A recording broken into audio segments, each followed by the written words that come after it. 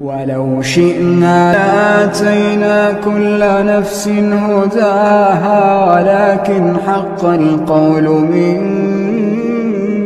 لأملأن جهنم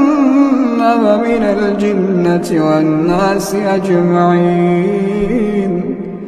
فذوقوا بما نسيتم لقاء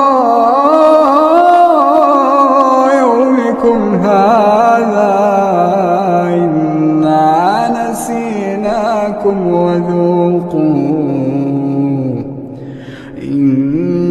إنا نسيناكم وذوقوا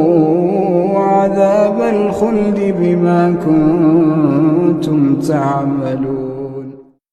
كل نفس ذائقة